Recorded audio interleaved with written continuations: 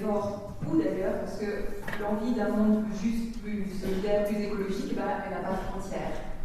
Je vous remercie d'avoir répondu positivement à l'invitation du collectif 2020 en commun, malgré les nombreuses difficultés, et notamment le coronavirus. Mais bon, je crois qu'on l'a prouvé jusqu'à présent, rien ne nous arrête à 2020 en commun, ni les éléments déchaînés, ni les virus, ni les rageux. Et j'ai envie de dire, comme on le chante dans les manifs, on est là.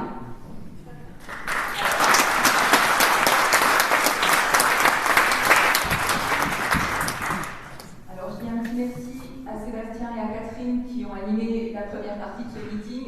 Je ne sais pas si j'ai des traces qui coulent, mais j'ai bien ri tout à l'heure. Et bien évidemment, merci Martine, merci David d'être là aujourd'hui. C'était vraiment important pour nous. Quel meilleur symbole pour représenter ce qu'on a réussi à construire que cette liste citoyenne, écologiste et humaniste que d'arriver à être là ensemble ce soir. Alors c'était important pour ça, mais c'était aussi évidemment important pour vos militantes et militants locaux qui sont engagés à nos côtés dans ce combat. Et bien important aussi pour tous les autres, et ils sont très nombreux sur notre liste, qui comme moi sont non encartés, mais qui ont toujours pensé depuis le début, et je dis ça en te regardant un peu René par rapport à ce que tu as dit tout à l'heure, qui ont pensé, qui sont convaincus que cette alliance elle est possible entre l'expérience politique, l'engagement partisan et l'investissement citoyen. Et c'est ce qu'on a réussi à faire. Alors ce soir, c'est le départ de l'avant-dernière étape, je dirais, d'une aventure collective qui est en fait le fruit de 3 aventures collectives différentes. Les aventures collectives de 2 formations politiques que vous représentez et qui sont, sur ces dernières années, les 2 formations politiques qui ont vraiment le plus profondément réanimé, je dirais, le débat politique, en tout cas dans d'autres familles politiques. Et puis, une aventure citoyenne, celle de gens qui se sont dit que la politique, c'était l'affaire de toutes et tous. Alors, je ne peux pas ici ne pas citer l'expérience de Culture pour tous. Parce que, ironie de l'histoire, sans le mélo, comme on nous l'a dit tout à l'heure, sans notre maître Daniel Meslot et sa politique de sabordage de la bibliothèque municipale, je ne serai pas là ce soir. Alors, Culture pour tous, pour un certain nombre d'entre nous ici, ça a été une grande aventure. C'est 6000 signatures sur notre pétition, 6000 signatures pour une ville de moins de 50 000 habitants. C'est une expérience d'engagement et puis d'intelligence collective particulièrement unique, mais c'est aussi la découverte, je dirais, concrète de comment fonctionne le conseil municipal sous Daniel Meslot. Et là, ça a été vraiment, je crois, l'élément déclencheur pour un certain nombre d'entre nous ici de la nécessité de mener le combat sur le terrain électoral. Parce que, vraiment, quelle tristesse dans ce spectacle, quelle désolation ces conseils municipaux. On a une majorité municipale totalement inexistante, soumise à un seul, avec un exercice solitaire, autoritaire du pouvoir. Alors, on était déjà convaincus qu'il fallait penser l'action politique autrement. On était déjà convaincus que si on voulait mettre en œuvre une autre façon de faire de la politique, il fallait sortir de ces logiques où certains, au nom d'une prétendue légitimité, d'une ancienneté, d'un historique, de prétendues compétences, imposent leur façon de voir aux autres. On était aussi convaincus qu'il fallait sortir du clientélisme, dont vraiment, en faisant la campagne, je me suis aperçue à quel point il était malheureusement très partagé et qu'il n'était pas réservé qu'à la droite. Mais, avec cette prise de conscience, on s'est rendu compte aussi que ce changement des pratiques politiques, c'était aussi à nous de le faire, en mettant au premier plan l'équipe et l'intelligence collective.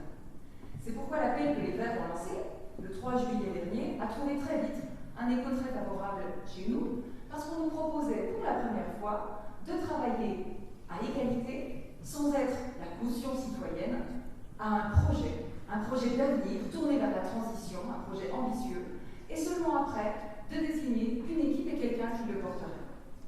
Alors bien sûr, cette démarche, elle n'a pas été du goût de tout le monde.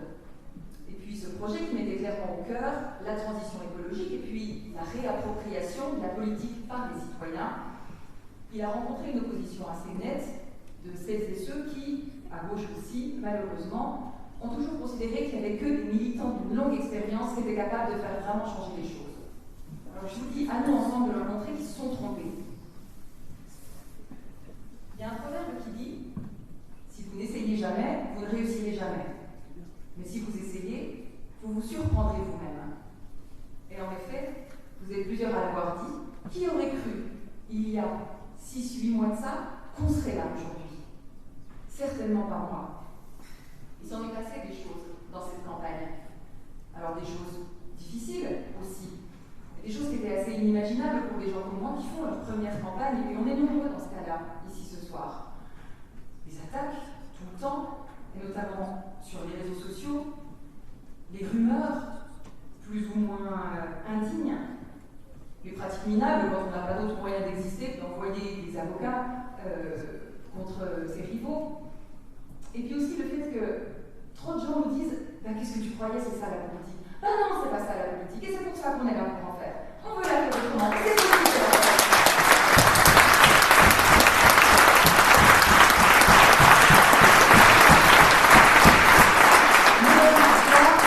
C'est surtout, même si c'est encore loin d'être fini, les belles choses que je veux retenir. Et déjà, surtout, l'aventure humaine. Toutes ces rencontres, on était nombreux à ne pas se connaître avant. Quelle richesse, vraiment quelle richesse. C'est fou rire. Ben voilà, on a fait un meeting autrement ce soir parce qu'il fallait qu'il soit à l'image de notre campagne et puis de ce qui fonde ce collectif et du fait qu'on est heureux de se retrouver tous ensemble. Cette dynamique qui continue avec des gens qui n'arrêtent pas de venir et de s'impliquer auprès de nous.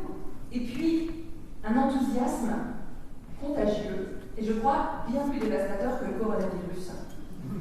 Et enfin, le sentiment, on l'a déjà dit, qu'une autre ville est possible. Et non seulement cette autre ville, elle est possible, mais elle est nécessaire et urgente. Parce que le défi, la dynamique infernale du changement climatique, elle est partie, elle est lancée. Et les menaces que ça porte, elles sont extrêmement importantes, on les connaît. Les guerres, les famines, les événements climatiques extrêmes, les migrations massives, mais aussi le recul des conquêtes sociales, la croissance des inégalités, la remise en cause de la démocratie. Et pour empêcher cela, vous l'avez dit, c'est aussi des politiques au niveau national et européen qu'il va falloir réorienter. Parce que les dégâts qu'elles font, ces politiques, on les touche du doigt tous les jours. Et c'est des combats, on est plusieurs ici, je dirais tous ici, nous menons ensemble le combat pour l'école et pour l'enseignement en général, le combat des retraites, le combat de l'hôpital public en ce moment, le combat de la démocratie. Alors il est nécessaire d'agir au niveau local en articulant ces deux tâches, la construction d'une alternative à la politique menée au niveau local par Damien Meslot, mais aussi d'une alternative menée au niveau, d'une alternative à la politique nationale d'Emmanuel Macron.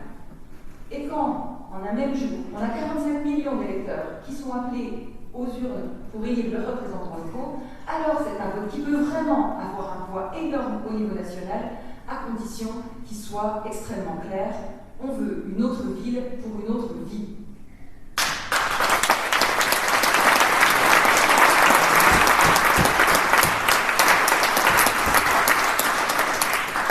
Alors nous connaissons tous les limites des budgets communaux, bien sûr, mais nous sommes convaincus qu'on peut déjà agir au niveau local pour changer un certain nombre de choses. Au niveau de la transition écologique, au niveau de la transition sociale, je ne vais pas m'attarder beaucoup sur ces questions, on en a parlé déjà, c'est des questions qu'on a beaucoup traitées. Moi, je voudrais surtout parler de la question démocratique, qui est aussi au cœur de notre projet, qui est une réelle urgence. La question démocratique, en fait, c'est la foi dans l'énergie citoyenne, parce que tout commence par là, par le retour au terrain, par le fait d'aller vers les gens, vers leur vie, vers leurs difficultés, et de faire avec eux. Bien sûr, ça suppose un effort assez important de formation citoyenne, pour expliquer les contraintes de tout ça, mais aussi toutes les possibilités que ça ouvre. Et puis pour réveiller, finalement, pour pouvoir... je me perds un peu, vous m'excuserez. Je reprends. On va expliquer les contraintes et aussi les difficultés de cette implication citoyenne forte. Parce que nous ne voyons pas Belfort en grand. Nous voyons Belfort au plus près des gens, au plus près de la pauvreté, de la précarité et de l'isolement.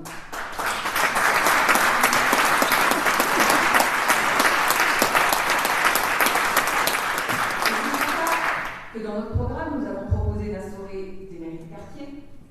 C'est pour ça qu'on propose aussi le RIC, bien sûr.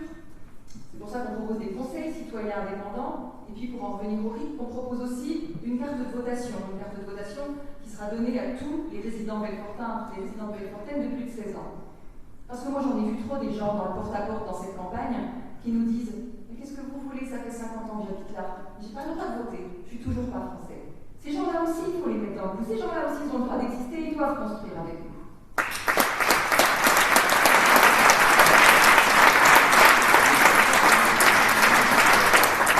Notre projet, il passe par un équilibre entre la responsabilité de l'élu, bien sûr, mais aussi un contrôle citoyen nécessaire.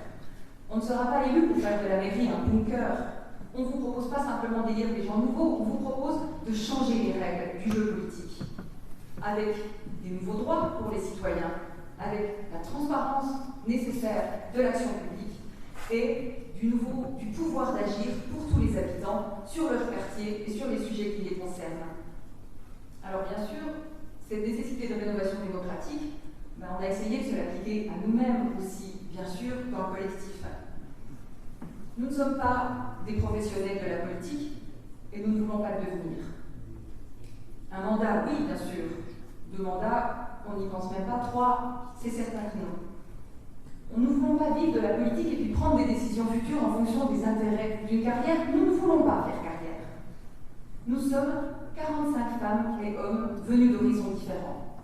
Alors de la gauche, bien sûr, avec toutes ses nuances, mais aussi de l'écologie, du monde associatif, des mouvements sociaux, des combats féministes, des combats humanistes. Nous croyons encore à la politique, c'est-à-dire en la possibilité de changer réellement les choses par l'action collective. Les responsabilités que nous assumons dans notre travail, dans notre famille, dans nos engagements divers, par leur diversité, par leur complémentarité, elles nous donnent les armes, la compétence et la légitimité nécessaires pour solliciter des Belfortains et des Belfortaines leur vote pour gagner ici à Belfort la mairie. Nous croyons en l'intelligence collective.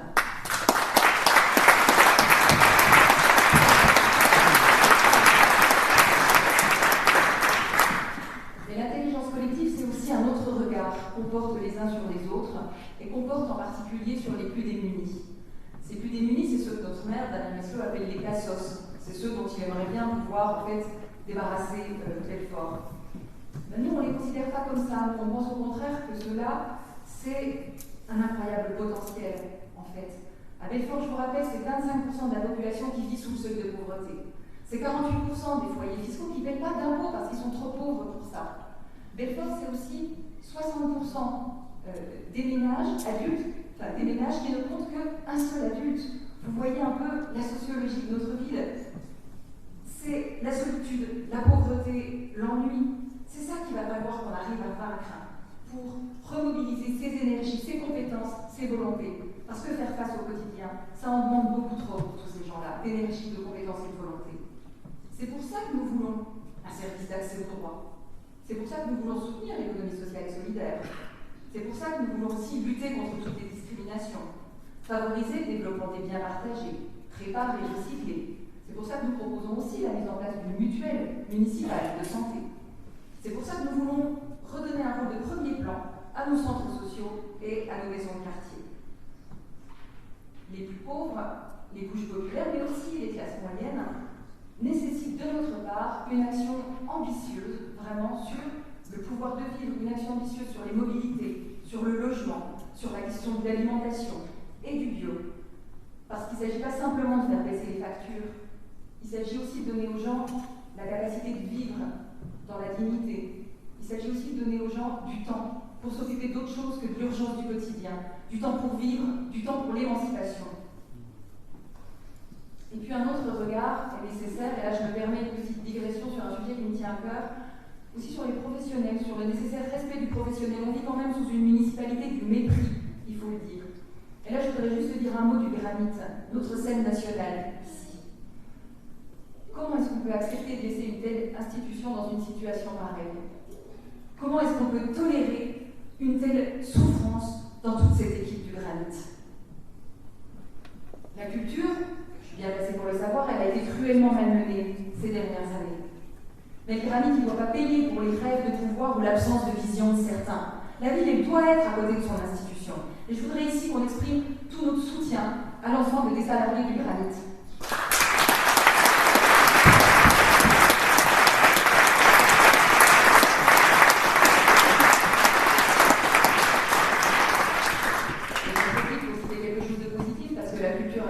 C'est pas que les drames. Vous avez vu peut-être aujourd'hui que les Européennes avaient eu un prix du meilleur festival du monde. Donc, on est vraiment capable du meilleur festival du monde. Alors, je le disais tout à l'heure, ce soir, c'est le point de départ de l'avant-dernière étape. L'avant-dernière, c'est celle qui nous mène jusqu'au 15 mars. Alors, avant de conclure sur ce qu'il nous reste à faire, je voudrais déjà qu'on revienne un petit peu rapidement sur ce que nous avons déjà fait. Parce que, je l'ai dit tout à l'heure, dans cette campagne, on a fait les choses à notre image, avec authenticité, avec intégrité, avec enthousiasme et dynamisme. Et je tiens vraiment à saluer l'investissement de toutes et tous aujourd'hui. Parce que combien d'entre vous nous ont dit, sont venus une fois en nous disant « Je vous soutiens, mais j'ai pas le temps, je ne peux pas m'investir ». Puis finalement, c'est vous qu'on retrouve sur la plupart des actions de campagne aujourd'hui. Et si nous avons réussi ça, c'est parce que nous avons su, alors j'aime pas beaucoup l'autocongratulation, mais je pense qu'il faut être capable de dire quand les choses marchent vraiment. Parce qu'on a été capable de donner un esprit à ce collectif, de lui insuffler justement un souffle nouveau. On a été capable d'intégrer des gens qui ont continué à venir et qui, j'espère, viendront encore dans ces 2 dernières semaines. Alors, comme le disait un écrivain français, il dit « Il est bien des choses qui paraissent impossibles que tant qu'on ne les a pas tentées. » Eh bien, vraiment, on est là-dedans. Alors évidemment, on peut faire encore mieux, mais on apprend et on grandit ensemble en avançant. Alors, bravo.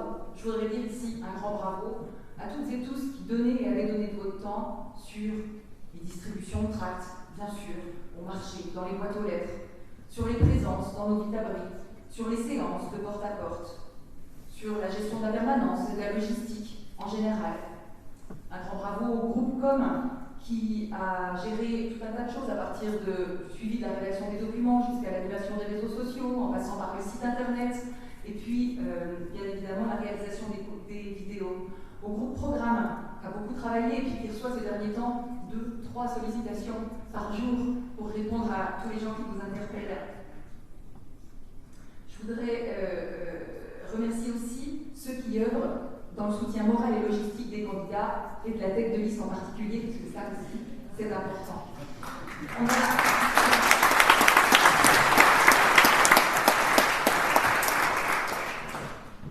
On a quasiment tout fait nous-mêmes dans cette campagne. On s'est totalement autofinancé aussi. Alors, j'en profite pour dire, il y a quand même une petite table pour les dons à l'entrée, parce que ça ne peut jamais faire de mal. Mais voilà, j'aimerais bien que vous toutes et vous tous qui êtes sur la liste, ou qui ne l'êtes pas, qui avez travaillé, vous leviez, et puis ça mérite bien les applaudissements pour tout cela. Allez.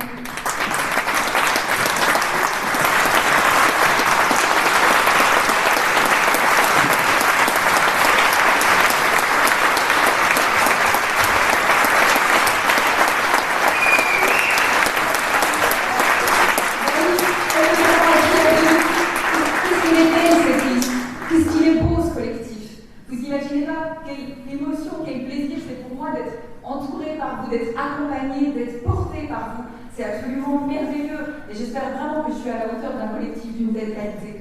Oui.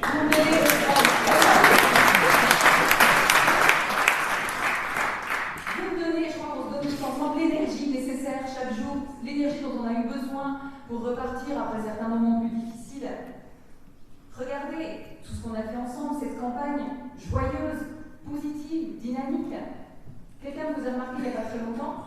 J'ai jamais été dans des réunions politiques où tout le monde sourit. Ben oui, c'est vrai. Pourtant, c'est comme ça chez nous. Et je crois vraiment que notre enthousiasme, tout le monde nous l'envie. Alors ce soir, il reste que 8 jours avant le premier tour. 8 jours encore pour tout donner, pour convaincre encore. C'est facile, René l'a dit, il n'y a que 248 personnes à convaincre pour chacun d'entre nous. On peut y arriver. 8 jours pour montrer encore que nous sommes prêts. Et qu'on n'a jamais été aussi prêts de pouvoir engager l'effort vraiment dans le XXIe siècle. On doit pouvoir y mettre toutes nos forces, mais là-dessus, j'ai aucun doute, je crois en nous.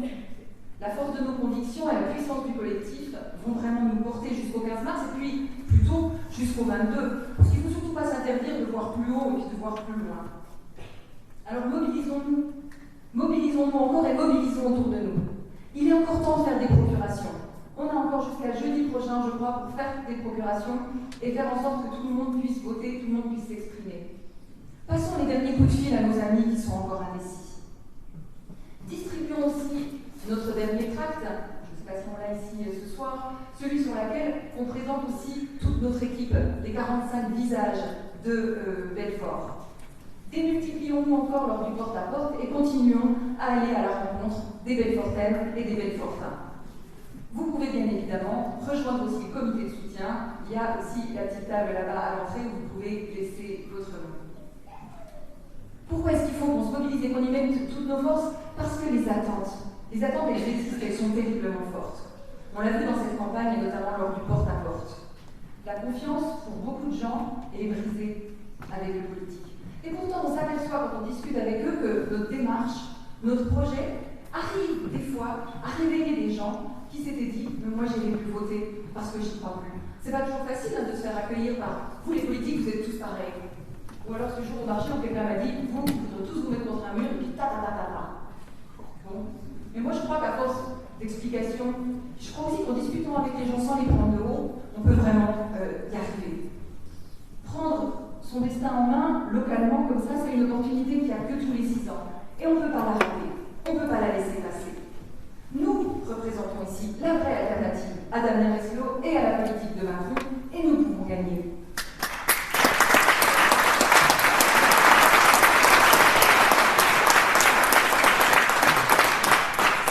Alors pour tous ces gens-là, pour ceux qui ont perdu confiance, mais aussi pour toutes ceux et toutes celles qui sont victimes du chômage, toutes ceux et toutes celles dont l'état de santé se dégrade, pour ceux qui sont isolés, pour ceux dont les fins de mois sont difficiles, pour celles et ceux qui aspirent à vivre dans une société plus juste, plus respectueuse des hommes, des femmes et de leur environnement.